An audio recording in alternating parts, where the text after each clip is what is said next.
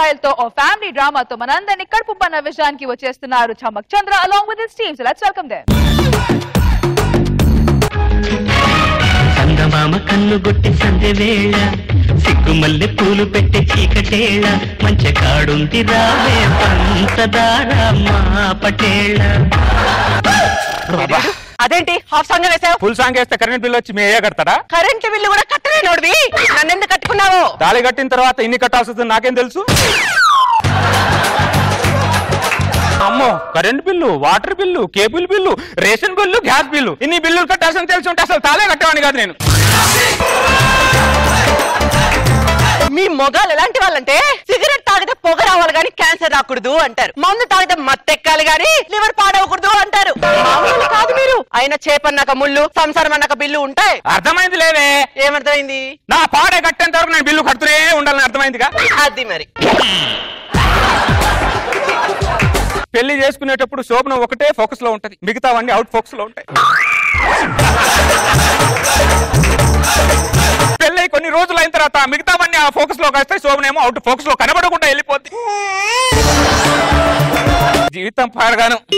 Message ఎవరు? ఏంటి ఎవరితో చాటింగ్ చేస్తున్నట్టును? నా గర్ల్ ఫ్రెండ్ తో. నీకంత సీన్ లేదన్న విషయం నాకు తెలుసులే. నాకు అందం లేదా, వయసు లేదా? నీ దగ్గర బడ్జెట్ లేదు. పెళ్ళైన మొగాడు గర్ల్ ఫ్రెండ్ మెయింటైన్ చేయాలంటే వాడు మినిమం శాలరీ ₹1,00,000 ఉండాలి. అంతే కరెక్ట్. నీకొచ్చే శాలరీ ఎంత? 15,000. కాబట్టి నీకు గర్ల్ ఫ్రెండ్ మెయింటైన్ చేసే ఛాన్స్ లేదు నాన్న. ఏమో వర్షాన్ని చూసి వర్షపాతం నమోదు చేసినట్టు శాలరీని బట్టి మొగుడు క్యారెక్టర్ ని డిగ్రేడ్ చేస్తున్నారంటే మీరు మామూలు కాదే. మీరు మగాళ్ళు సైంటిస్ట్ లో అన్ని కనిపెడుతుంటే మీరేమో స్టాటిస్ట్ లో మమ్మల్ని కనిపెడుతున్నారా? పెళ్ళాలన్నాక పిల్లలు మాత్రమే కనిపెట్టడం కాదు, ఒక్కంత మొగులను కూడా కనిపెడుతూ ఉండాలి. అది తప్ప మీకేం చేత అవుతానే. మెసేజ్ ఎవరు? అదేంటి ఓతకి మెసేజ్లు వచ్చేస్తున్నాయి? డిగ్రీ ఫ్రెండ్స్ లేవే.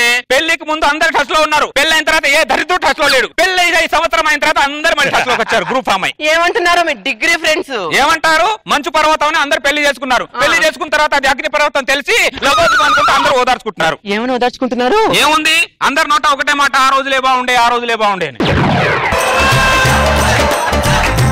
అది మాత్రం నిజం, మాకు కూడా ఆ రోజులే బాగున్నాయి. హలో, మీకు ఆ రోజులు కాదు, మొగుడు వచ్చాకే మీ రోజులు బాగుంటాయి. మాకు తెలియదేంటి? కరెంట్ బిల్ వచ్చేసావా? ఇంకా రాలేదంటుకున్నా. ఏంటి ప్రతి నెలకు వచ్చా 300 వస్తుంది కరెంట్ బిల్, ఈ నెల 400 వచ్చింది. ₹100 ఎక్కువ వచ్చింది. ₹100. ఆమ్లెట్ తినేవాడికి ఏం తెలుస్తుంది నొప్పి? గుడ్డు పెట్టే కోడికి తెలుస్తుంది ఆ నొప్పి ఏంటో. 100 10 సార్లు బాత్రూమ్కి వెళ్ళడం గుర్తుంటది మీకు, కానీ బాత్రూమ్ లో లైట్ ఆపడం గుర్తుంటది మీకు. ఎందుకలా అరుస్తున్నావు? ఈసారి లైట్ ఆఫ్ చేసి వెళ్తాలే. నువ్వు గోకుతున్నావు అంటే అడుగుతున్నావు, అడిగిసావు. నాకు చీర కావాలండి. నీ మొగుడు సూపర్ మ్యాన్ ఏం కాదు, నువ్వు అడగానే ఎగురుకుంటూ షాప్ కి వెళ్ళి చీర తీసుకొని రావడానికి. నీ మొగుడు కామన్ మ్యాన్. ఎప్పుడు చూసినా కామన్ మ్యాన్ అంటూ ఉంటావు. అసలు కామన్ మ్యాన్ అంటే ఏంటి? పెళ్ళాం ఏది అడిగినా కామ్గా ఉండేవాడే కామన్ మ్యాన్. బంగారు కూరగాయలకి వెళ్తున్నా, ఎదురు రావు.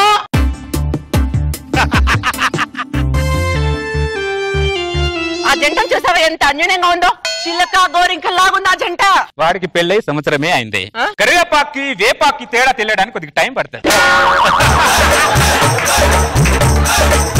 వాడి పిల్లం ప్రేమగా బర్రెకి గడ్డేసినట్టు వాడికి గడ్డేస్తుంది, తర్వాత పాలు పిండడం స్టార్ట్ చేస్తుంది. ఆ పాలు ఎంత వరకు పిండుద్దంటే వాడు పాలు ఎక్కేంత వరకు పిండుతానే ఉంటది. అప్పుడు వాడికి అర్థమవుతుంది. ఏమని అర్థమవుతుంది? నేను భర్తను కాదు బర్రెని అని. అంతలో పాలాడ మొత్తం పాలు పిండేస్తుంది. నేను వాళ్ళ అన్యూన్యత గురించి చెప్పురా అంటే వేరే బర్రె ఫిలాసఫీలు చెప్తున్నావేంటి నువ్వు? నేను బర్రెం చేసుకుని గొర్రె అయినప్పుడు బర్రె ఫిలాసఫీ చెప్పక పురాణాలు చెప్తానే. యాదవ జీవితం, ఏదో జీవితమే.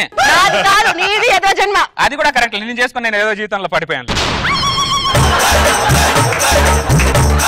ఏ వెంకటేశం, బాగున్నావా? బానే ఉన్నాను. నువ్వేంటి ఇలా వచ్చావు? చిన్న పని మీద వచ్చిన సౌజన్య లేదా? లేదు, పక్కింటి లేచిపోయింది. వెంకటేశం లేకపోతే ఇంట్లో నువ్వు అది ఎక్కడ పోద్ది ఇంట్లో చేస్తుంది. సౌజన్య ఓ సౌజన్య ఏంటక్క ఇలా వచ్చావు? ఒక గిలాసు చక్కెర బదిలీ చెల్లె. అలాగే ఉండవేను. ఇంతకు ముందు ఉప్పు పప్పు చక్కెర అన్ని అరువు తీసుకెళ్ళావు, మళ్ళీ తిరిగి ఇచ్చావా? అన్ని కలిపి ఒకటేసారి ఇస్తలే వెంకటేశం. మీ ఆయన ఇంట్లో ఉన్నాడా? ఏడు పని మీద షాద్ నగర్ పోయిండు. మీ ఆయన వచ్చేంత వరకు నన్ను కూడా మీ ఇంటికి అరువు తీసుకెళ్ళొచ్చుగా. ఏం మాట్లాడుతుంది? మైండ్ ఏమైనా దబ్బిందా? నువ్వు మాట్లాడేది ఏమైనా పద్ధతిగా ఉందా? పద్ధతి గురించి నువ్వు మాట్లాడు.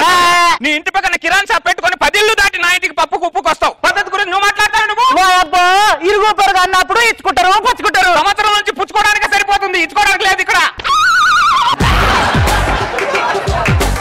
వెంకటేశం ఈ ఒక్కనే ఇల్లు లేదు, గల్లీలో బొచ్చడి ఇల్లు ఉన్నాయి.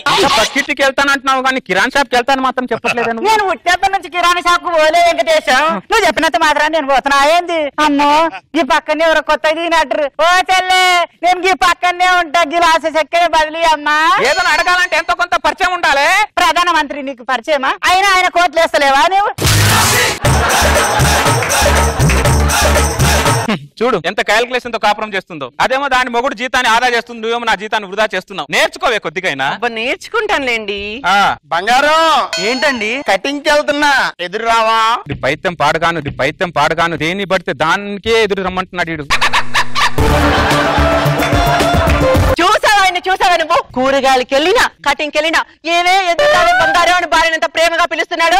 ఆయన ఆదర్శ భర్త అంటే. కూరగాయల పుచ్చులు ఉన్నట్టు మా మగాళ్ళలో కొంతమంది ఇలాంటి పుచ్చులు ఉంటారులే. అందరు పుచ్చులు, నువ్వు మాత్రం పురుషోత్తముడు. మరి ఇక్కడ ఆ విషయం అందరికి తెలుసు, నేను చెప్పాల్సిన అవసరం లేదు. అమ్మా ఏనానా ట్యూషన్ అయిపోయిందా? వచ్చేసావా ఇంటికి? అయిపోయిందమ్మా. నాన్న నాకు 10 రూపీస్ కావాలి, నేను చాక్లెట్ కొనుక్కుంటా. హోంవర్క్ చేసుకోపా. అమ్మా నాకు తెలియదు, నాకు 10 రూపీస్ కావాలి, చాక్లెట్ కొనుక్కుంటా.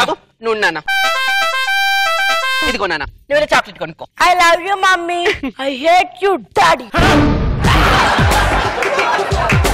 నా జేబులోంచి 10 రూపాయలు తీసి వాడికి ఇచ్చి వాడు దృష్టిలో ఏమో నువ్వు దేవత అయ్యావు, నేనేమో యోధవనయ్యా. నా కొడుకు అమ్మ ఇచ్చిన 10 రూపాయలని గుర్తిస్తున్నాడు కానీ ఆ 10 రూపాయలు నానదే అని మాత్రం వాడు గుర్తించట్లేదు.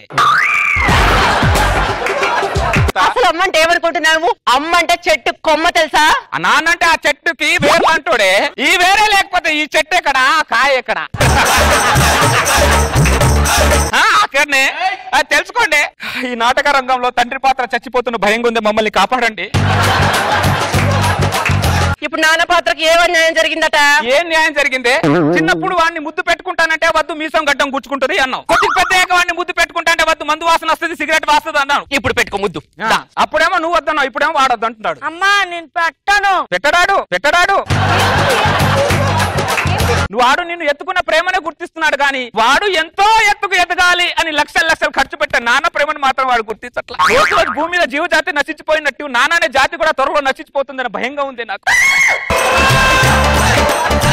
ఇది మాత్రం గ్యారెంటీ. మదర్స్ డే వస్తే అమ్మ మీద టీవీలో 100 సాంగులు వేస్తారు. ఫాదర్స్ డే వస్తే 4 సాంగులు తప్ప ఏది వేరు. ఇది చాలా బానే. బాబు వెంకటేశం, మీ ఆఫీస్ మేనేజర్ ఫోన్ నెంబర్ ఉంటే ఇస్తావా? ఎందుకు? మా ఆయనకు సండే హాలిడే ఇవ్వకండి. సండే హాలిడే ఇస్తే ఇంట్లో కూర్చొని మా మెదడు తింటారు, సండే కూడా ఆఫీస్ పెట్టండి అని చెప్పడానికి. నువ్వు పాదరానికి అన్నం పెడతాను. ఏం కాపురం చూసినా ఏముంది గర్వకారణం? బెల్లం చేతిలో ప్రతి మొగుడికి పరాభవమే, ఏమీ లేదు.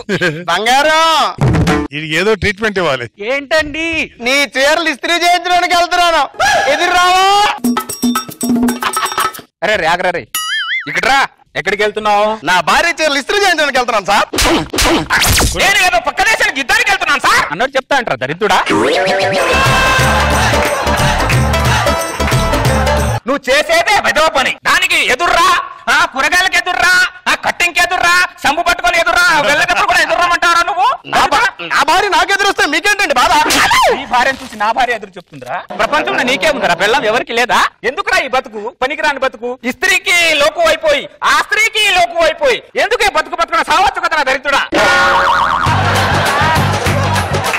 ఇంత శృంగారం కోసం దాన్ని బంగారం అంటున్నావు. తర్వాత తెలుస్తుంది అది బంగారం కాదు, కారాగారం అని. రే మా మగవాళ్ళకి మచ్చ లాంటి వాడేవి నువ్వు. నీలాంటి వదిలేస్తే మా మగజాతికి మచ్చ లాంటి వాడు. పద నువ్వు అర్జెంట్ గా పద. ఎక్కడికి సార్? నీలాంటి విధవల కోసమే నాగబాబు గారు ఒక స్కూల్ పెట్టారు. ఆ స్కూల్ ఆయనకి ఇమిడియట్ గా చేయించాలి. నాగబాబు గారు ఇంకో విధవని తీసుకొస్తున్నాను, కుమ్మిపాకం రెడీ చేయండి. సార్ అక్కడ పెడితే తెలుస్తుందిలే. బంగారు నాగబాబు గారి దగ్గరికి వెళ్తున్నాను, ఎదురు రావా? ఎదురు పగిలిపోద్ది.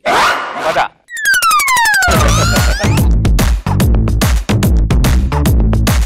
మగాళ్ళ డామినేషన్ చాలా ఎక్కువ అయిపోయింది ఈ రోజు. ఉంది మరి వాళ్ళు అంతే. సునీల్ కూడా అదే ఫీలింగ్. చంద్రతో కూడా నువ్వు ఏకీపిస్తావు కదా సునీల్, చూసావా? ఇప్పుడు మా ఇద్దరు ఎవరు చెప్పిన ఒకటే చేసి పెట్టి బాధ పడితే తెలుస్తుంది అందుకు. వన్ సైడ్ షో అయిపోయింది సార్ ఇది. అంతే, ఇది అట్లాగే ఉంటది. ఏ బ్యాలెన్స్ లేదు సార్ ఇక్కడ. నువ్వు ఉన్నావు కదా, గయ్యాళ్ళ తగులుకుంటావు కదా. అది ఫ్యాక్ట్ అయినప్పుడు ఇంక వన్ సైడ్ అయితే ఏంటి, టూ సైడ్ అయితే మేల్ డామినేషన్ చాలా ఎక్కువ అయిపోయింది ఈ రోజు. నాన్న జోబులో డబ్బులు అమ్మ ఇచ్చి పేరు అమ్మ కొట్టేసి నాన్న ఏదో చేస్తుంది. ఇది ఫ్యాక్ట్. ఇది సునీల్ గారు చెప్పండి, ఎలాగో ఒకే జడ్జ్మెంట్ కాబట్టి మీ దగ్గర నుంచి స్టార్ట్ చేద్దాం. చాలా బాగుందండి, డైలాగ్స్ అయ్యి చాలా బాగున్నారు, చాలా బాగా చేశారు అందరూ. And very nice concept. ఈ కాన్సెప్ట్ ఎప్పుడు కరెంట్ కాన్సెప్ట్ అవుతుంది ఎప్పుడు. నేను ఎప్పటి నుంచో ఈ కాన్సెప్ట్ చంద్రగా చేస్తూనే అవునమ్మా, ఇది ఇలాంటి కాన్సెప్ట్లు మనిషి పుట్టినప్పటి నుంచి ఉన్నాయి. మానవుడు ఆది మానవుడుగా గుహలో ఉన్నప్పటి నుంచి కూడా ఇదే జరిగింది. అసలు మగవాళ్ళు విడిగా ఉండేవాళ్ళు తెలుసా? ఇదివరకు మగవాళ్ళు విడిగా, ఆడవాళ్ళు విడిగా ఉండేవాళ్ళు. మగవాళ్ళు జాలిపడి మనం కలిసి కాపురం చేద్దామని అలా తీసుకోబట్టి ఆ ఆలోచన మగవాడి పతనానికి దారితీసింది. ఫస్ట్ ఆయన కొట్టాలే, ఆడు ఎందుకు అలా ఆలోచించుంటాడు? ఎవరు ఏదో కక్కుర్తి. నచ్చావో చంద్ర, బాగుంది. ఎక్స్ట్రా జబర్దస్త్.